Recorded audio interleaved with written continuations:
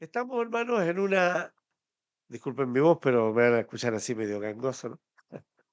Estamos en una serie de mensajes que están basados en la epístola de Santiago y que se le puso por título como referencia a la serie El camino hacia una auténtica, auténtica religiosidad. El camino hacia una auténtica religiosidad. Voy a repetir algo que yo dije en Villa Alemana cuando la primera vez que me tocó predicar en este texto y después cuando me tocó en Viña. eh, Algo que me parece muy interesante mantenerlo en el comienzo, tenerlo en la mente. Porque esta es una epístola que esperamos que nos desafíe en nuestra comodidad, que nos inquiete en nuestros pensamientos y convicciones, y que nos fustigue en nuestras conciencias, especialmente cuando confronte nuestros prejuicios y aún ponga en duda algunos principios o valores sociales, económicos o políticos y aún algunos espirituales. Así es esta epístola, ¿no? Es una epístola que no es de las demasiado populares dentro del mundo evangélico, del mundo cristiano en general, y entre nosotros los predicadores no es muy usada tampoco en general, ¿no? Ah, hay algunos textos que se manejan muy repetidamente, pero es una epístola eh, que va directo a confrontarnos en muchos aspectos, ¿no? Y hemos avanzado hasta el capítulo 3 en el que estamos ahora y que acabamos de leer en forma alternada. Y yo quiero compartirles la versión de la NTV, de la nueva traducción viviente de la escritura. Hay otra que se llama del lenguaje actual, pero creo que esta de la nueva traducción viviente es todavía más interesante que aquella. Y dice, si ustedes son sabios y entienden los caminos de Dios, demuéstrenlo viviendo una vida honesta y haciendo buenas acciones con la humildad que proviene de la sabiduría. Pero si tienen envidias amargas y ambiciones egoístas en el corazón, no encubran la verdad con jactancias y mentiras, pues la envidia y el egoísmo no forman parte de la sabiduría que proviene de Dios. Dichas cosas son terrenales, puramente humanas y demoníacas. Pues donde hay envidias y ambiciones egoístas, también habrá desorden y toda clase de maldad. Sin embargo, la sabiduría que proviene del cielo es, ante todo, pura y también ama la paz. Siempre es amable y dispuesta a ceder ante los demás.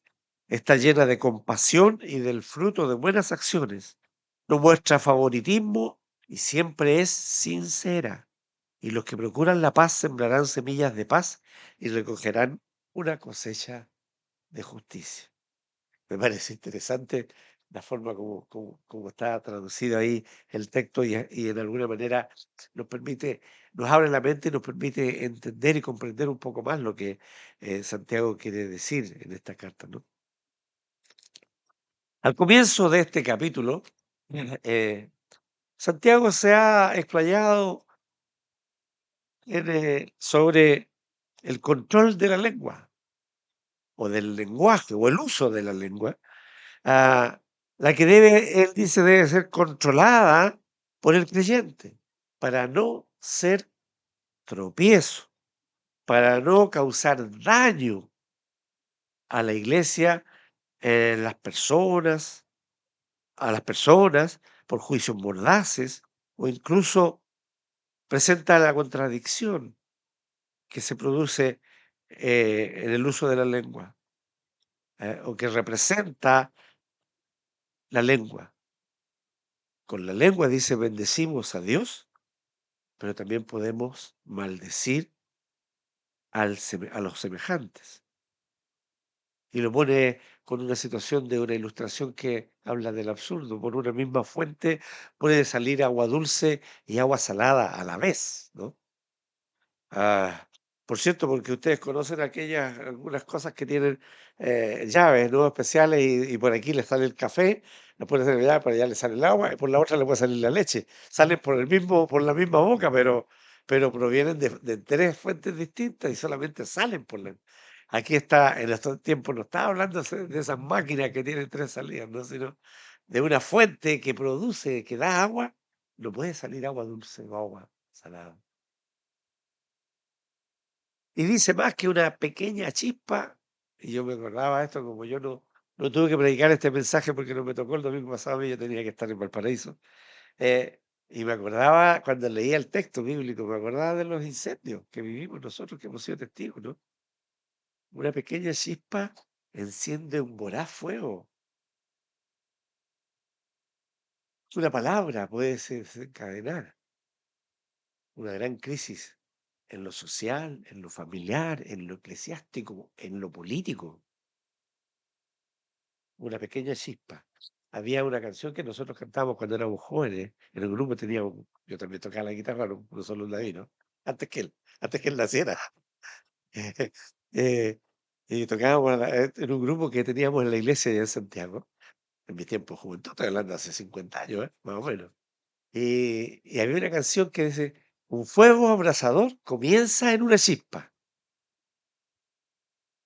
Y decía, así es el amor de Dios cuando llega al corazón, siendo un gran fuego. Pero aquí lo está usando en sentido negativo, Santiago. Una pequeña chispa puede encender un gran fuego y puede quemar una relación, quemar una congregación en el sentido negativo, ¿no? Y de eso está hablando en el inicio del capítulo. Y en el texto de hoy nos presenta otro contraste. Santiago, Santiago usa este recurso del contraste en forma regular. Así como dice, no puede salir agua dulce y agua salada de una misma fuente. Él usa el contraste, usó el contraste, la fe versus las obras, usó la bendición versus la maldición, o usó el rico versus el pobre. ¿O se acuerda de aquella frase de los oidores y los hacedores? Siempre está haciendo este contraste para ilustrar sus puntos, para reafirmar lo que él quiere enseñar.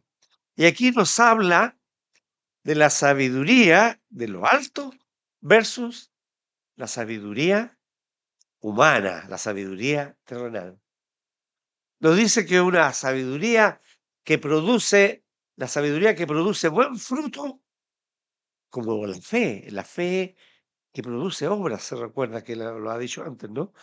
Versus la sabiduría que es improductiva, o aún más deberíamos decir, más que improductiva, es una que produce obras malas. No es que sea que no produzca nada, produce malas obras. Está contrastando la sabiduría real, verdadera, que viene de lo alto, con esa otra sabiduría que es limitada y que es humana y que generalmente no produce buen fruto. Ah, por cierto, como en toda la escritura, siempre hay varias enseñanzas que nos fluyen de lo que nos está escribiendo Santiago, y vamos a tratar de seguirlas, digamos, en el texto. Ah, podemos decir que, en primer lugar, él nos asegura que el que pretende ser sabio eh, debe demostrar su sabiduría por la buena conducta en humildad. Podemos ser buena conducta, pero ser soberbios, no altaneros, y estar mostrándonos así frente a los demás, para ser vistos de los hombres, dijo el Señor. ¿Cómo llamó a eso él? Lo llamó como una careta, como una hipocresía. No, no lo hagáis como aquellos, sino cuando vos hagáis el bien, que no sepa tu mano izquierda lo que hace tu derecha. No toquéis bocinas en las plazas, no hagáis señales para que anuncios para que vean. Yo siempre pensaba eso cuando llegaban los grandes donadores a la Teletona, con fanfarria, venían a dar $1.000.000. Mejor que lo dieran calladitos nomás y los dieran nomás, y punto, pero querían el aplauso y el reconocimiento. Por cierto, el Señor quiere que el servicio sea, la sabiduría se demuestre, según lo que nos dice Santiago, en una conducta una buena conducta, una conducta ejemplar, pero con humildad. Dice él, ¿quién se pretende sabio de vosotros y entendido? Muestre por la buena conducta sus obras en sabia mansedumbre. Y el término mansedumbre está implícito en aquello de ser humilde, no enaltecerse más de la cuenta, ¿ya? No hacer que los otros, buscar que los otros nos reconozcan ni nos elogien por aquello.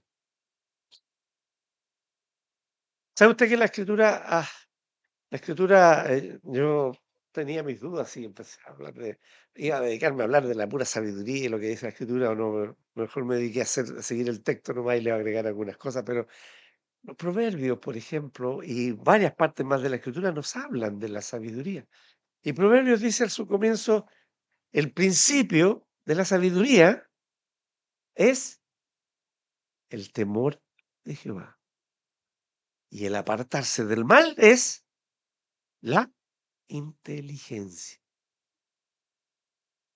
La sabiduría nace, comienza, parte, se inicia con el temor de Jehová, es decir, con la reverencia a Dios, el reconocimiento de quién es Él y de cuál es mi posición frente a Él, cómo debo estar yo frente a Él.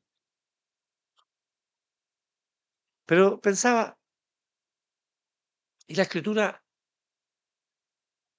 nos enseña que se puede ser inteligente y no sabio.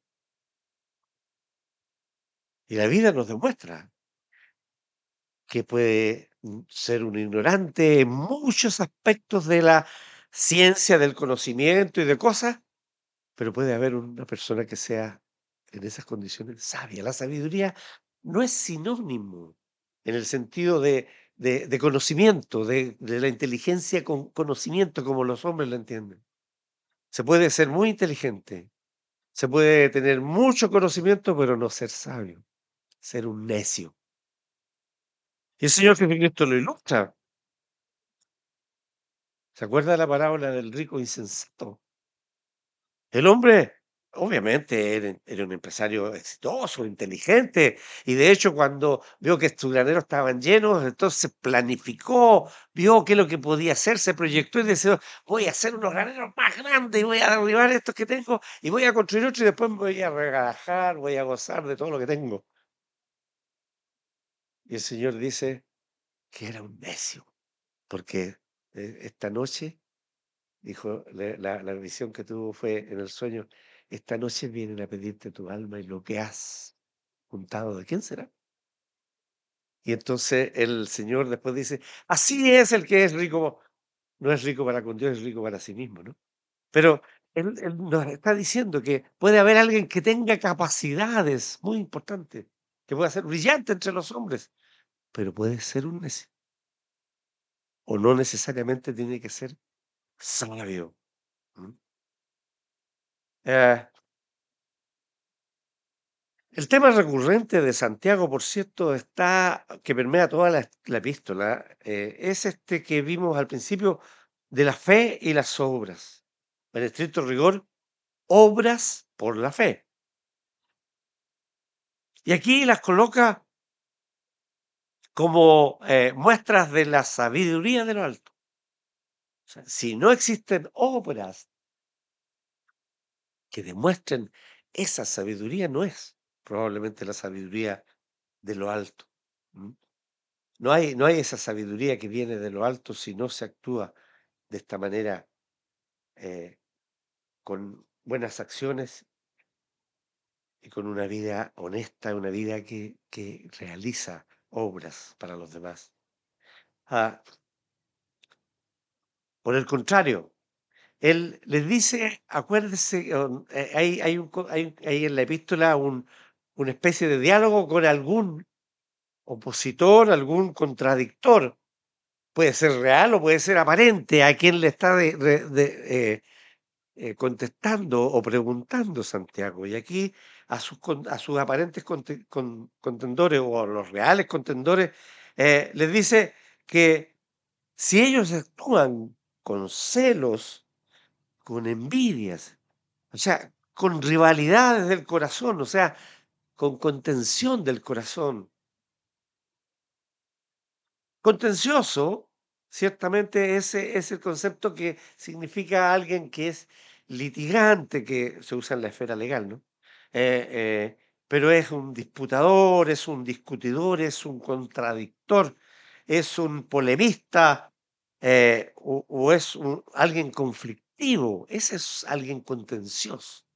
Y dice que si ellos tienen celos, envidias, rivalidades de corazón, o son contenciosos en este sentido, no están efectivamente demostrando una sabiduría que proviene de lo alto.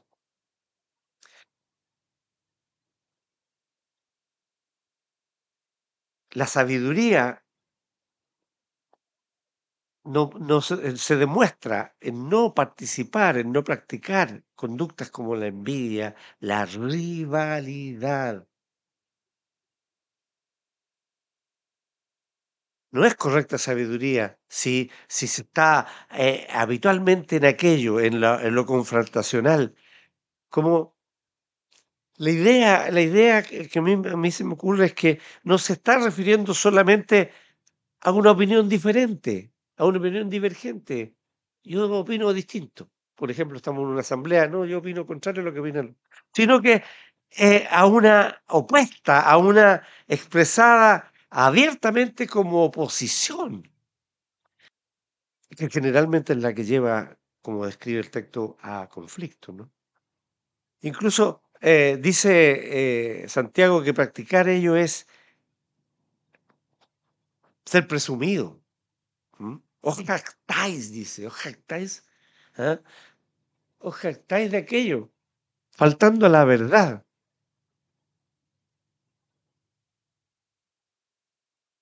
Jactáis y faltáis a la verdad. La necedad, aquí está reflejada la necedad del hombre natural, del hombre sin Dios, sin el Espíritu de Dios. Ese hombre es así, la necedad del hombre es así. Él, dice Pablo en Romanos 1, pretende ser sabio, pero se hace necio. ¿Por qué? Por mirar a sí mismo y no mirar el entorno, no mirar lo que Dios creó, no mirar aquello que viene de Dios. La segunda cosa que el texto nos dice también que esta sabiduría falsa, que se caracteriza por la envidia amarga, por las rivalidades, por la contención, no es una sabiduría que desciende de lo alto, no es divina. Aún más, Santiago la califica, dice que este tipo de sabiduría la califica como una sabiduría terrenal, como una sabiduría animal o puramente humana, o natural también, como traduce otro texto, en el sentido de, como Pablo lo usa en otra carta, el hombre natural versus el hombre espiritual. Ah, y aún más, dice que es demoníaca, que es diabólica este tipo de sabiduría. Y hay que entenderlo como el concepto de que es opuesta a la sabiduría divina. Satanás es el enemigo de Dios. Es severo Santiago, muy severo. Por eso que decíamos que esta es una epístola que confronta muchas veces, ¿no? Enfatiza lo terrenal como lo contrario a lo que es de lo alto, a lo celestial, a lo que viene del Padre. Eh, y lo pone como que es algo que proviene meramente de la mente humana, limitada, finita, imperfecta, y le pone toda la carga negativa que representa ese concepto animal o humano, meramente humano, como opuesto a lo celestial, a lo divino, a lo que es perfecto, a lo que es supremo, a lo que es superior.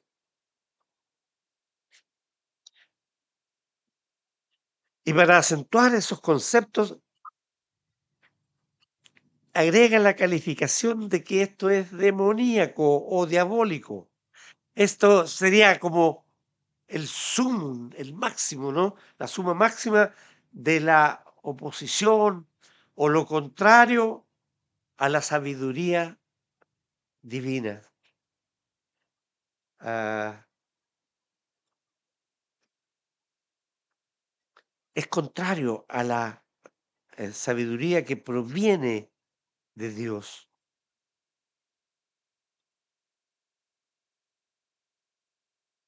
Una persona amargada, una persona egoísta, que, que destila celos amargos y envidia, una envidia que corroe y que se asocia siempre o generalmente a un interés por sí mismo. O sea, no está velando por nada externo, por nadie ajeno, por yo, por el yo y yo y yo, que no duda en causar discordias para lograr eh, los fines personalistas y egoístas que busca. O sea, no le importa que se causen discordias con tal de que él pueda obtener una utilidad, una ganancia. Y Pablo nos advierte en una carta, dice, al hombre que cause divisiones, al hombre que cause discordias, después de una y otra amonestación, dice Pablo, deséchalo, deséchalo.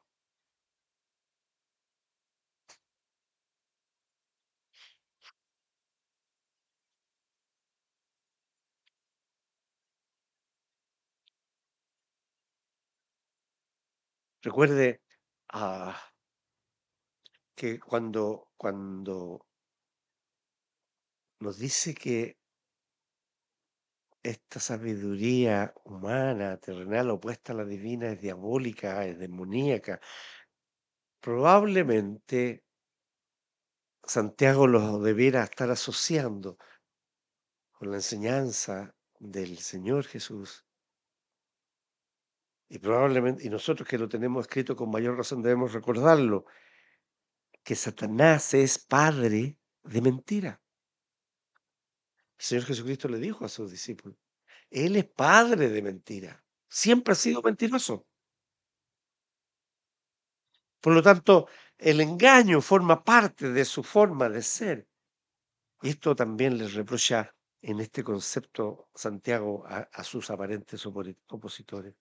Esta actitud que señala Santiago cuando está presente, dice que es una causa de perturbación, de confusión, de obras perversas, de acciones malvadas. Tiene consecuencias.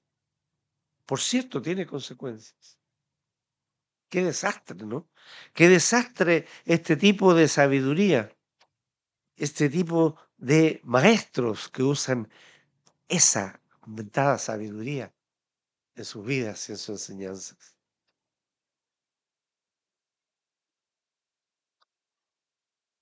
Ni una posibilidad de edificación, ni una posibilidad de desarrollo espiritual del cuerpo, de la iglesia, de los hermanos, de la congregación, del cuerpo de Cristo.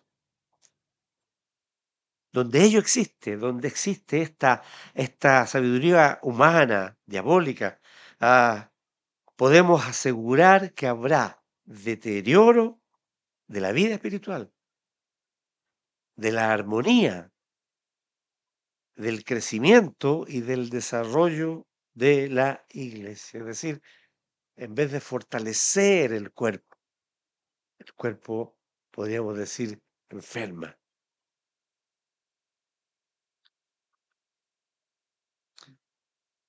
Pero por el contrario, la tercera cosa que nos encontramos es que Santiago, en el contraste que nos está presentando, nos dice que la verdadera sabiduría, por el contrario, es algo positivo. Contrasta la sabiduría falsa, aquella negativa, aquella terrenal, aquella que es diabólica, con la verdadera sabiduría, aquella que viene de lo alto, del Padre de las luces, como él lo refirió poco antes en el primer capítulo.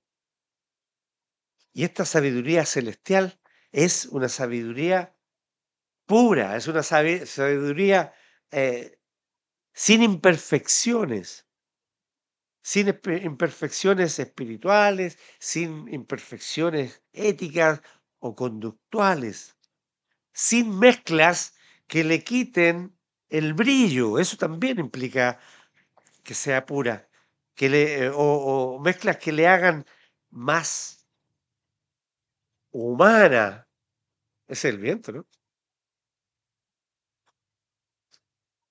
Mezclas que la pueden hacer, entre comillas, más humana, humanizarla, o al revés la hagan menos divina.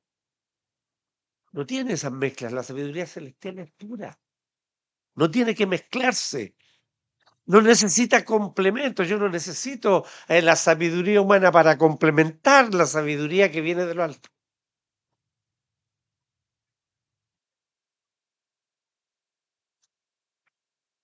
Pero también nos agrega 7 características o virtudes de esta sabiduría celestial. Dice que es pacífica, es decir, como dice el texto que nosotros leímos, es una que ama la paz, es una sabiduría que ante todo pura y que ama la paz. Es decir, es, eh, está contrastándola contra aquella rivalidad que se produce en aquellos que tienen esta actitud que está denunciando. La rivalidad que causa contención o que causa la contención de corazón. Pero dice también que no solo es pacífica, sino que es bondadosa y el concepto es amable. Es decir, eh, eh, no abusa de una situación de poder que pueda tener, es sobria, es capaz de permanecer. Quien es sabio en ese sentido, con la sabiduría del alto, es capaz de permanecer tranquilo y fiel a los ideales de la posición en que está. Pero también implica ser respetuosa. Es decir, la sabiduría no es ofensiva, la sabiduría que viene de lo alto. Pero dice también, además, que es benigna, es decir, como lo traduce la NBI, dice que es dócil. Dócil, el canto que cantaba nosotros, dócil y humilde anhelo ser, ¿se acuerdan? Haz lo que quieras de mi Señor. Dócil y humilde anhelo ser, cantábamos en ese himno. Es decir, que está dispuesto a ceder, o que es fácil de persuadir. Ah, eh, Esto implica sobriedad, por cierto. Eh, es una persona reflexiva que cuando oye eh, la verdad, es capaz de conocerla. Cuando oye la verdad, algo que es verdadero, capaz de aceptarlo y reconocerlo. Por eso que es dócil. No es que sea alguien sin convicciones, no, no es eso lo que nos está diciendo. Está diciendo que alguien que puede tener firmes sus convicciones, pero él escucha porque puede ser persuadido de que esté equivocado o que le falta complementar la idea. La Nueva Biblia de las Américas nos dice el concepto aquí es condescendiente. Se pone en el lugar del otro también. Eso quiere decir este concepto que nos dice que la sabiduría es eh, benigna. Y luego nos dice que es compasiva, es decir, que es llena de misericordia o llena de compasión. Y aquí si hablamos de la sabiduría debe entenderse en el concepto de que esta sabiduría de lo alto es compasiva con aquel que está equivocado, con aquel que está enseñando mal o que ha aprendido mal o que ha sido enseñado mal. Y dice que también lleva buenos frutos, lleva frutos de bondad, acciones bondadosas, obras de amor que revelan la fe. Nuevamente está allí el concepto de Santiago de que la fe que obra por amor o el amor que obra por la fe. Acciones bondadosas, llenas de acciones, de buenos frutos. Y dice después otro par de cosas también. Dice que es sin incertidumbre ni hipocresía. El concepto de incertidumbre lo traduce la NTV que leímos, nos dice, no muestra favoritismo. La NTV dice es imparcial. El concepto es eh, lo contrario a aquel que ha descrito en el primer capítulo del hombre de doble ánimo, que Santiago ha citado antes. El hombre de doble ánimo es inconstante en todos sus caminos, dijo. Por el contrario, la sabiduría de lo alto es ecuánime, eh, no actúa con favoritismos respecto a las personas o a las situaciones, imparcial, pero además le agrega a esta característica el concepto de sinceridad. No actúa con hipocresía, es decir, no usa caretas, ah, no finge lo que no es, no actúa sin hipocresía. El concepto de la hipocresía viene de la máscara que usaban los actores en los teatros antiguos de la antigüedad de la iglesia y se ponían una máscara y con eso representaban ese personaje. Eso era. Y de ahí viene el concepto. Pero el concepto de sinceridad también nos habla de algo que no tiene cicatrices. Eh, En la antigüedad, cuando había alguna obra de greda, alguna obra de porcelana antigua, de alguna cosa importante, y se rompía, le ponían cera y la juntaban con cera para tratar de, y después la lijaban y la pintaban y la dejaban como si no tuviera nada. Y de ahí venía el concepto, cuando ofrecían algo de esto de venta, esto era sin cera, sin cicatrices, sin heridas, sin reparos, sin defectos. Eso es, de ahí viene el concepto de sincera, siempre sincero, sin doble ánimo, sin hipocresía. Todas estas virtudes de la sabiduría de lo alto, por cierto, se contraponen, contrarrestan el espíritu de divisorio, el espíritu de discordia de aquella falsa sabiduría humana, terrenal, diabólica que expuso antes. El contraste entre una y otra. Y por cierto, debemos entenderlo entonces como el llamado que nos hace a seguir esta sabiduría. Y termina el párrafo que estamos viendo hoy de Santiago con una especie de comentario final sobre el fruto de la justicia. El fruto de justicia se siembra en paz para aquellos que hacen la paz. Los que procuran la paz sembrarán semillas de paz y recogerán una cosecha de justicia. Nos ayuda a entender el texto la NTV. Se siembra en paz para aquellos que hacen la paz.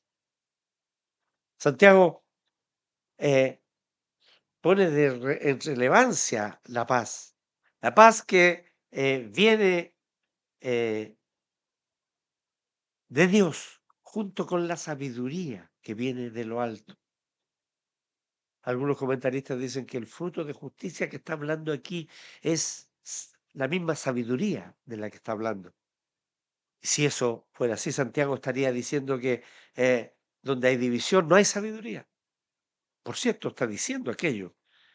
No hay sabiduría de lo alto si hay división, si hay divisionismo, si hay egoísmo, si hay discordia. La sabiduría es pacífica, es armonía, es una relación armónica entre las partes.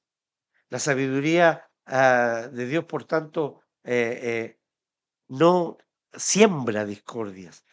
Y entonces los pacíficos son los que poseen la sabiduría. Eh, y los que crean, por otro lado, confusión y discordia, no poseen sabiduría. Tan simple como eso. El resumen del texto pareciera decirnos eso. Si alguien en medio de la congregación, en medio del pueblo, está sembrando discordias, está sembrando conflictos, está sembrando amarguras, ese no es sabio, o por lo menos no está demostrando una sabiduría que proviene de lo alto. La sabiduría y la justicia en la escritura muchas veces van juntas. Ah, como lo relaciona aquí Santiago en este párrafo, en este refrán final. La justicia y la sabiduría. Y la justicia dice, los que procuran la paz sembran semillas de paz y recogerán una cosecha de justicia. Paz, los que tienen paz de lo alto, los que reciben sabiduría de lo alto, sembrarán en paz, para la paz. Paz para con los hermanos, paz para con los hombres, paz de Dios y paz con Dios.